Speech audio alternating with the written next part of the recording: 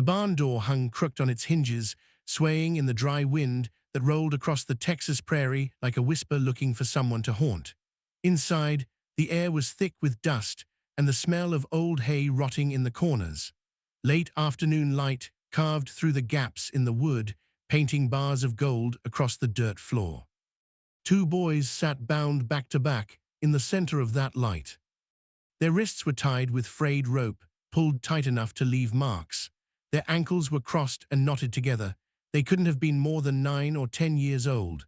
Identical faces, pale and gaunt, eyes too wide for their small heads, thin arms, ribs showing through torn cotton shirts that had once been white but were now the color of dust and sweat. One of them was trembling. The other sat perfectly still, staring at the ground. "Don't look at us," the trembling one whispered. His voice cracked, not loud, not a plea for help, just a quiet, desperate request for dignity in a place where dignity had no business existing. The man standing in the doorway froze. His name was Callan Reeves, 43 years old, weathered face, sun-scorched and lined from years of hard work under an unforgiving sky. He wore a dusty black coat, boots scuffed nearly bare at the toes, and a hat pulled low over his eyes. He'd come here to buy a horse, that's all. A decent gelding to replace the one he'd lost to colic 2 weeks back. But the barn wasn't selling horses. It was selling children. Behind him, a man in a greasy vest and stained trousers leaned against the barn wall, chewing tobacco and grinning like he'd just told the funniest joke in the world. His name was Farley. He ran the auction, or what passed for an auction out here in the nameless stretch of land between Abilene and nowhere. "Twins," Farley said, spitting brown juice into the dirt. "Found 'em wandering near the old Cartwright place. No parents, no kin, nobody's claimed 'em. Strong backs, though, young enough to train up right. $50 for the pair." Callan didn't move. His hand hung loose at his side, fingers twitching slightly like they wanted to curl into a fist but didn't know what to hit. "50, Farley repeated, louder this time. "That's a bargain, friend. You can get 10 good years out of 'em before they're too big to handle." Callan's jaw tightened. He could feel the weight of his revolver pressing against his hip beneath the coat. He didn't draw it, not yet. He stepped deeper into the barn. The boys flinched. The one who had spoken, trembling, still trembling, looked up at Callan with eyes that held no hope, just exhaustion, the kind that came from surviving too much too soon. The other boy, the silent one, didn't look up at all. He stared at the dirt between his knees, his lips pressed into a thin, bloodless line. Callan crouched down in front of them, slowly, deliberately. He kept his hands visible, resting on his knees, so they could see he wasn't reaching for a weapon or a whip. "What's your names?" he asked quietly. The trembling boy swallowed hard. "Eli." A pause. Then the silent one spoke, barely a whisper. "Jesse." Callan nodded. He looked at the ropes around their wrists. The knots were tied tight, professional. Someone had done this before, many times. "How long you been here?" Eli glanced at Jesse, then back at Callan. 3 days, maybe 4. "You ate?" Jesse shook his head. Callan's chest tightened. He rose slowly, turning to face Farley. "Where'd you really find them?" Farley shrugged. "Told you, near the Cartwright place." "The Cartwright place burned down 8 years ago." Farley's grin faltered just slightly. "So, kids wander, orphans show up all the time out here. War left a lot of 'em with no place to go." Callan's eyes narrowed. The Cartwright place. He knew that name, knew it better than he wanted to. He'd been there the night it burned. Not by choice, not as a soldier, but he'd been there. He'd ridden with a Union patrol in the final weeks of the war, tasked with rooting out Confederate sympathizers who'd been hoarding supplies meant for the army.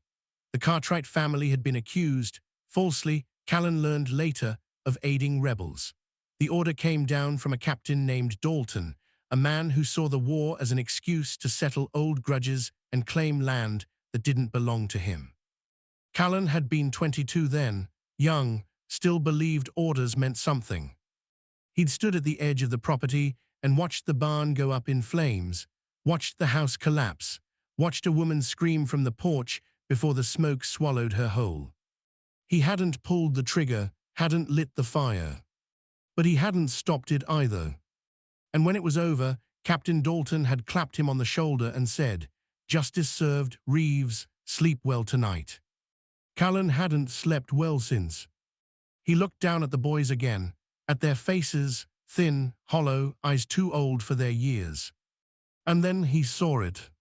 A scar on Eli's left forearm, running. From wrist to elbow, a burn scar, old, faded but unmistakable. Callan's heart stopped. He'd seen that scar before. 8 years ago, in the chaos of the fire, he'd pulled a child from the wreckage of the barn. A boy, maybe 3 or 4 years old, clutching a wooden horse and screaming for his mother. The boy's arm had been burned, blistering and raw. Callan had wrapped it in his own shirt, carried the child to the edge of the property, and handed him to a passing wagon driver heading east. He'd told himself the boy would be fine, that someone would take care of him. He'd never looked back. Now here in this barn, 8 years later, that boy sat in front of him, bound, starving, with a brother he hadn't known existed. "Eli," Callan said quietly, "that scar, how'd you get it?" Eli's eyes flickered with something, fear, maybe, or recognition. "I don't remember, I was too young." Callan's throat tightened. "You remember a fire." Eli stiffened. Jesse looked up for the first time, his eyes locking onto Callan's with sudden intensity. "You were there," Jesse said, "not a question, a statement." Callan didn't deny it. Behind him, Farley shifted impatiently. "You buying or not, Reeves? I got other buyers coming through tonight." Callan didn't turn around. He reached into his coat and pulled out a worn leather wallet. Inside were $53, everything he had left from the last cattle drive. He pulled out 50 and held it up without looking at Farley. "Untie them." Farley grinned, "Smart man." Callan turned sharply, his voice low and cold. "Untie them now, or I'll do it myself, and you won't like how." Farley's grin vanished. He stepped forward, pulled a knife from his belt, and cut the ropes with quick, careless strokes. The boys stumbled forward, catching themselves with their hands. Callan knelt again, offering them each a hand. Eli took it. Jesse hesitated, then did the same. They stood together in the dim light of the barn, dust swirling around them like ghosts. "Come on," Callan said quietly, "let's get out of here." As they stepped through the door into the fading sunlight, Eli whispered again, softer this time. "Don't look at us." But Callan was already looking, and he couldn't look away. The three of them rode in silence. Callan's horse, a sturdy roan mare named Rue, plodded steadily along the dirt road that stretched north toward the small town of Marlowe's Bend. Eli sat in front of Callan in the saddle, gripping the pommel with white knuckles. Jesse rode behind, his arms wrapped loosely around Callan's waist, his head resting against the older man's back. The sun hung low on the horizon, painting the prairie in shades of orange and amber. The wind had died down, leaving only the rhythmic thud of hoofbeats and the distant cry of a hawk circling overhead. Callan hadn't spoken since they left the barn. He didn't know what to say.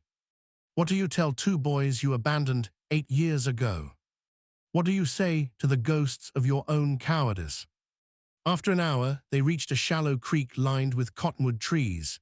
Callan dismounted and helped the boys down. Rue dipped her head to drink, and the boys followed, kneeling at the water's edge and cupping handfuls to their mouths. Callan watched them. Their movements were careful, measured, like they expected the water to be taken away at any moment. When they finished, Eli wiped his mouth with the back of his hand and looked up at Callan. "Why'd you buy us?" Callan crouched down beside them, resting his forearms on his knees. "I didn't buy you. You gave him money." "I gave him money so he'd let you go. That's not the same thing." Jesse, still silent, stared at Callan with those dark, unreadable eyes. "Where are you taking us?" Eli asked. "Marlowe's Bend, small town about 10 miles north. I know a woman there who runs a boarding house. She'll give you food, a place to sleep. And then what? Callan hesitated. Then we figure out what comes next. Eli's expression hardened. You don't owe us anything. Maybe not. So why are you doing this? Callan looked away, toward the horizon where the sun was sinking fast. He could feel Jesse's eyes on him, burning into the side of his face. Because I should have done it 8 years ago, Callan said quietly. The words hung in the air. Eli frowned. What do you mean? Callan took a slow breath. The Cartwright place, the fire, I was there. Jesse stiffened. Eli's eyes widened. You were one of the soldiers, Jesse said. His voice was flat, cold. I was. You killed our parents. No, Callan looked at him directly now. I didn't pull the trigger, didn't light the fire, but I stood there and watched it happen. And when it was over, I pulled you out of the barn. He nodded at Eli. You were maybe 3 years old, screaming. Your arm was burned.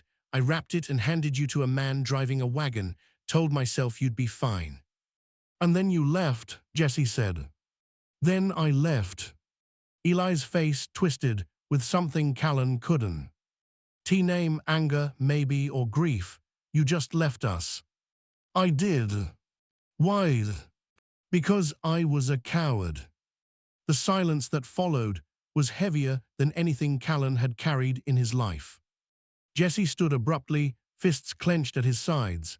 You think giving us a ride to some town makes up for that? No. You think buying us from that man fixes what you did? No. Then why are you even here? Callan didn't have an answer, not one that mattered. He stood slowly, meeting Jesse's eyes. I'm here because I couldn't walk away again, not this time. Jesse's jaw tightened. For a moment, it looked like he might swing, might scream, might do something to release the rage that was clearly boiling beneath his skin. But he didn't. Instead, he turned and walked to the edge of the creek, his back to Callan, shoulders shaking. Eli stayed where he was, staring at the ground. Our ma's name was Caroline, he said softly. Our pa was Thomas. They never hurt anybody. They just wanted to be left alone. Callan's throat closed. I know. Do you? Eli looked up, his eyes wet. Do you really? Callan didn't answer. He couldn't. After a long moment, Eli stood and walked over to his brother. They stood together at the water's edge, two small figures silhouetted against the dying light. Callan stayed where he was, alone. They reached Marlowe's Bend just after nightfall. The town was small, barely a dozen buildings clustered around a single dirt road. A general store, a saloon, a livery, a church with a crooked steeple. And Mrs. Abigail Trent's boarding house. Callan dismounted in front of the 2-story wooden structure and knocked on the door. A moment later, it swung open, revealing a stout woman in her 50s with graying hair pulled back in a tight bun. Callan Reeves, she said, surprised. Didn't expect to see you again so soon. Evening, Abby. Her eyes shifted to the boys standing behind him. Who are they? Long story, they need a place to stay, food, a bed. Abby studied the boys for a moment, then nodded. Come in. Inside, the boarding house was warm and smelled faintly of bread and coffee. Abby led them to a small room on the 2nd floor with 2 narrow beds and a wash basin. I'll bring up some supper, she said. You boys get cleaned up. She left, and Callan stood in the doorway, unsure whether to stay or go. We'll be fine, Eli said quietly. Callan nodded. I'll be downstairs if you need anything. He turned to leave, but Jesse's voice stopped him. Reeves. Callan looked back. Jesse's eyes were hard, but there was something else there too, something that looked almost like curiosity. You really didn't know we were brothers? Jesse asked. Callan shook his head. I didn't know you existed. Jesse nodded slowly. Our ma hid me in the root cellar when the soldiers came. Eli was in the barn. She thought if they only saw one of us, they'd leave the other alone. Callan's chest tightened. She was wrong, Jesse said. Callan had no words. He just nodded and stepped out into the hall, closing the door behind him. Downstairs, he sat at the small table in the kitchen, while Abby poured him a cup of coffee. "What happened to them?" she asked. "Same thing that happens to a lot of kids out here. War, fire, death, and men like me who didn't do enough to stop it." Abby set the pot down and looked at him with sad, knowing eyes. "You can't carry every ghost, Callan." "Maybe not, but I can carry these too." Abby smiled faintly. "You're a good man, Callan Reeves, even if you don't believe it." Callan didn't respond. He just sipped his coffee and stared out the window into the dark. Upstairs, in the small room, Eli and Jesse sat side by side on one of the beds. "Do you remember him?" Eli asked. Jesse shook his head. "Not his face, but I remember the fire, and I remember someone pulling you out." "You think he's telling the truth?" "I don't know." Eli looked down at his scarred arm. "What do we do?" Jesse was quiet for a long time. "We stay," he said finally. "For now, we stay." Morning came cold and quiet. Callan woke on the boarding house porch, wrapped in a wool blanket Abby had thrown over him sometime in the night. His back ached from sleeping on the wooden bench, but he didn't mind. He'd slept in worse places. Inside, he could hear the boys moving around upstairs, the creak of floorboards, the murmur of voices. He stood stretched and walked down the dirt road toward the general store. He needed supplies, food, clothes for the boys, maybe a second horse if he could afford it. But as he approached the store, he saw something that made him stop. 3 horses tied to the post outside, government tissue saddles, Union markings still faintly visible on the leather. And standing on the porch, leaning against the railing with his arms crossed, was a man Callan hadn't seen in 8 years. Captain Ethan Dalton. He looked older now, grayer, harder, but the smirk was the same. The cold, calculating eyes were the same. "Callan Ray." "Eves," Dalton said, his voice smooth and mocking. "Heard you were in town, thought I'd pay a visit." Callan's hand drifted toward his revolver, but he stopped himself. "Not here, not in front of the whole town." "Dalton." "Captain Dalton, if you don't mind." "War's over, you're not a captain anymore." Dalton's smirk widened. "Maybe not, but I'm still the law around here, sheriff of Marlow County, been that way for 6 years now." Callan's stomach sank. Dalton pushed off the railing and stepped down onto the dirt road, moving closer. "I hear you picked up a couple of boys yesterday, out near Farley's barn." Callan said nothing. "Now Farley's a friend of mine," Dalton continued, "and he tells me those boys weren't exactly yours to take." "I paid for them." "Oh, I know, $50, very generous." Dalton circled Callan slowly, like a wolf sizing up prey. "But here's the thing, Reeves, those boys are Cartwrights, Thomas and Caroline's sons, and seeing as how their parents are dead and their land was seized by the government, by me, that makes them wards of the state, which means they belong to me." Callan's jaw tightened. "They're children, not property." "Tell that to the law." "The law ended slavery 4 years ago." Dalton laughed, a cold, sharp sound. "You think the law means anything out here? This is Texas, Reeves. We do things our way." 2 more men stepped out of the general store. Deputies, by the look of their tin stars, both armed, both watching Callan with flat, emotionless eyes. Dalton gestured toward them. "These are my boys, good men, loyal, they'll help me collect what's mine." "The boys aren't yours." "They are now." Dalton leaned in close, his voice dropping to a whisper. "And if you try to stop me, I'll have you arrested for theft, or maybe I'll just shoot you and claim self-defense. Either way, those boys are coming with me." Callan's hand hovered over his revolver. Every muscle in his body screamed at him to draw, to end this here and now. But he didn't. Not because he was afraid. Because he knew that if he drew, Dalton's men would gun him down before he took a second breath, and then the boys would be alone. Again. He stepped back, his hands raised slightly. "Fine, you want them, go get them." Dalton grinned. Smart man. He turned and walked toward the boarding house, his deputies following close behind. Callan waited until they were out of sight, then sprinted around the back of the general store, cutting through an alley toward the boarding house. Inside, Abby was setting breakfast on the table when Callan burst through the door. "Where are the boys?" "Upstairs, what's wrong?" "Dalton's here, he's coming for them." Abby's face went pale. "Ethan Dalton, the sheriff." "The same." "Callan, you can't." "I know." He turned and ran up the stairs, throwing open the door to the boys' room. Eli and Jesse were sitting on the bed, dressed in clean clothes Abby had found for them. They looked up, startled. "We need to go," Callan said. "Now." "What's happening?" Eli asked. "No time, come on." He grabbed their hands and pulled them toward the door, but before they reached it, heavy footsteps echoed on the stairs.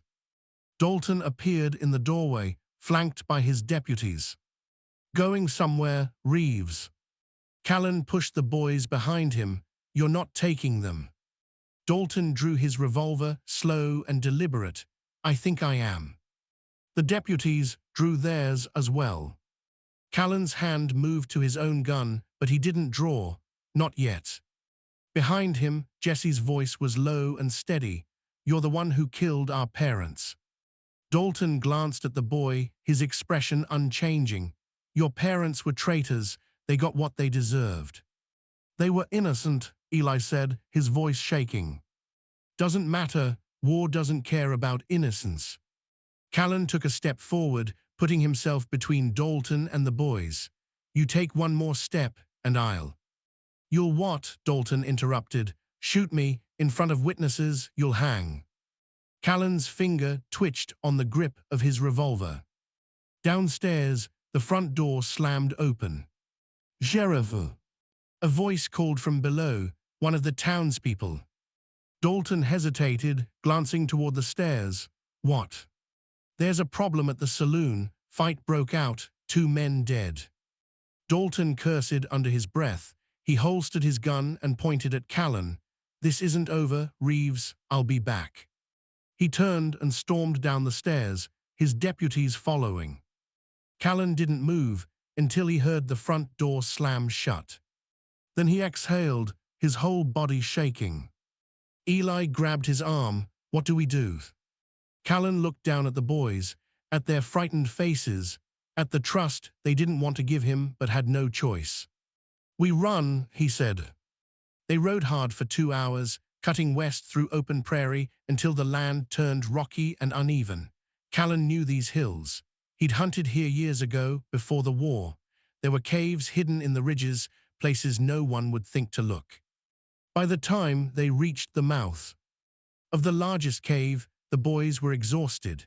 Callan dismounted and helped them down, leading Rue inside where the shadows swallowed them whole. The cave was cool and dry, the walls smooth stone worn down by centuries of wind and water. Sunlight filtered through cracks in the ceiling, casting pale beams across the floor. Callan built a small fire near the entrance, just enough to take the chill off. He pulled dried meat and hardtack from his saddlebag and handed it to the boys. They ate in silence. After a while, Eli spoke. "He's going to find us." "Maybe." "And then what?" Callan poked at the fire with a stick. "Then we deal with it." Jesse, who had been quiet since they left the boarding house, finally looked up. "Why are you helping us?" "I told you." "No," Jesse's voice was sharp. "You told us you felt guilty, but guilt doesn't make a man risk his life. What do you really want?" Callan set the stick down and met the boy's eyes. "I don't want anything." "Everyone wants something." "Not from you." Jesse stared at him, searching for a lie, but Callan's face was open, unguarded. After a long moment, Jesse looked away. Eli shifted closer to the fire. "Do you have a family, Mr. Reeves?" "Callan, just Callan." He shook his head. "No family, not anymore." "What happened to them?" "My wife died in childbirth. Baby didn't make it either." He paused. "That was 12 years ago. Been on my own since." Eli's expression softened. I'm sorry. Callan shrugged. Long time ago. Doesn't make it hurt less, Jesse said quietly. Callan glanced at him, surprised. The boy was right. For a while they sat in silence, the fire crackling softly between them. Then Eli reached into his pocket and pulled out something small and wooden. A carved horse, worn smooth by years of handling. Callan's breath caught. Where'd you get that? Eli looked down at it. I don't know, I've had it as long as I can remember. Jesse says our pa made it. Callan's throat tightened. He remembered that horse, remembered pulling it from the boy's hands when he wrapped his burned arm, remembered handing it back before he put him in the wagon. Your pa was a good man, Callan said quietly, a good carpenter. He made that for you. Eli's eyes filled with tears. I wish I remembered him. Me too, Jesse whispered. Callan reached out, hesitated, then placed a hand on each of their shoulders. They didn't pull away. You'll carry him with you, Callan said, both of you, in the way you live, in the choices you make. That's how you remember. If you're still with me, let me ask you this. If you were Callan, knowing what he'd done, knowing he stood by while their family burned, would you have gone back for them? Or would guilt have kept you silent forever? Think about that, and if this story's got you hooked, tap subscribe so you don't miss how this turns out. Night fell. The boys slept curled together near the fire, wrapped in Callan's coat. Callan sat at the cave entrance, watching the stars appear one by one in the vast Texas sky. He thought about the choices that had led him here, the fire, the screams, the years of silence. And he thought about the two boys sleeping behind him, orphans, survivors, brothers. He couldn't undo what he'd done. But maybe, just maybe, he could do something that mattered now. Behind him, Jesse stirred, sitting up slowly. He walked over and sat beside Callan at the cave entrance. Can't sleep? Callan asked. Jesse shook his head, too quiet. They sat together, staring out at the dark prairie. After a while, Jesse spoke. You really think we can get away from him? I don't know. He's the law, he's got men, guns. I know. So what chance do we have? Callan looked at the boy, at the hardness in his eyes, at the fear he was trying so hard to hide. We've got each other, Callan said. That's more than most people have. Jesse's jaw trembled. I don't know if that's enough. It will be. Jesse looked down at his hands. I don't want to die. You won't. How do you know? Because I won't let it happen. Jesse's eyes filled with tears. You promise? Callan hesitated. Promises were dangerous things, easy to make, hard to keep. But he looked at the boy, this child who had lost everything and still found the strength to keep breathing, and he knew there was only one answer. I promise. Jesse nodded, wiping his eyes. They sat together in the quiet dark, two broken souls trying to believe in something better. Morning came with the sound of hoofbeats. Callan was awake instantly, his hand on his revolver. He moved to the cave entrance and peered out into the gray pre-dawn light. 6 riders, maybe 7, coming fast. Dalton! Callan turned and shook the boys awake. Get up, we need to move. But it was too late. The riders surrounded the cave, dismounting with rifles drawn. Dalton stood at the front, his face calm and cold. Come on out, Reeves. No need to make this harder than it has to be. Callan stepped into the open, hands wry. Said, let the boys go. This is between you and me. Dalton laughed. It's not about you, Reeves. It's about the land, the Cartwright land. Those boys are the last heirs. Once they're gone, the claim dies with them. Eli and Jesse stepped out behind Callan, their faces pale but defiant. We're not going with you, Jesse said. Dalton raised his rifle, aiming it at the boy. You don't have a choice. Callan moved in front of them, shielding them with his body. You'll have to go through me. Dalton smirked. That can be arranged. But before he could pull the trigger, another voice rang out across the prairie. Dalton! A horse screamed, then another, then a dozen more. From the ridge above the cave, riders appeared, not soldiers, not lawmen. Ranch hands, old cowboys, men who'd worked the land for decades, men who'd known Thomas Cartwright, men who remembered. At the front was a man named Cole Hennigan, grey-haired, weathered, with a scar across his cheek from a cattle stampede 20 years back. Dalton, Cole called again, his rifle resting across his saddle. Callan's gelding came home alone yesterday. We figured something was wrong, tracked him here. Dalton's smirk faded. This is official business, Cole, stay out of it. Official, Cole spat into the dirt. Stealing children is official now. Another rider spoke up, a woman named Ruth, who'd helped deliver half the babies in the county. Those boys are Cartwright's, Thomas's sons, you got no right to them. Dalton's deputies shifted nervously, glancing at each other. Cole urged his horse forward, his voice calm but firm. Dalton, I branded calves with you 20 years ago. Don't make me shoot a man I once called friend. The other riders moved forward too, a slow, steady advance. Dalton's face twisted with rage, but he was outnumbered, outgunned, and he knew it. This isn't over, he snarled. Yeah, it is, Cole said. Dalton stared at Callan for a long moment, then turned and mounted his horse. His deputies followed, and they rode off into the rising sun. Cole dismounted and walked over to Callan, extending a hand. You all right? Callan shook it, thanks to you. Cole looked down at the boys. These the Cartwright twins. Callan nodded. Cole crouched down, studying them with kind eyes.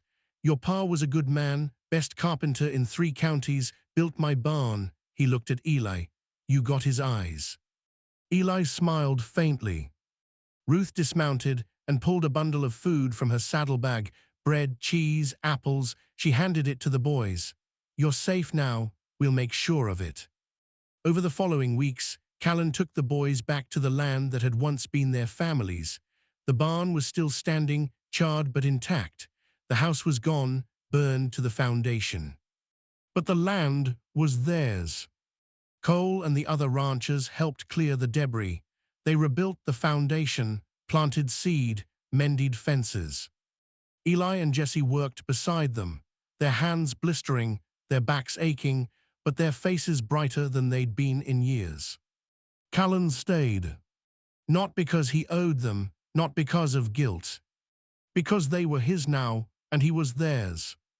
One evening, as the sun set over the newly planted fields, Jesse walked over to where Callan was sitting on the porch steps. We decided something, Jesse said. Callan looked up. Yeah.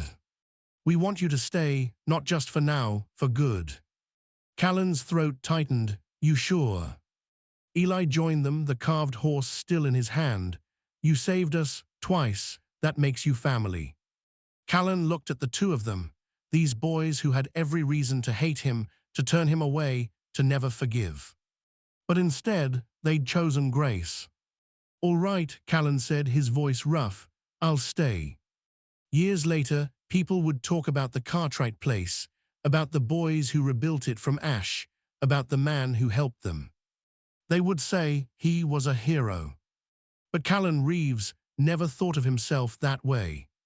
He thought of himself as a man who'd failed once, and spent the rest of his life trying to make it right. On the mantel above the new fireplace, beside the carved wooden horse, sat a photograph, Callan, Eli, and Jesse, standing together in front of the rebuilt barn. 3 faces, 1 family. The sun dipped low over the Texas prairie, painting the fields in gold.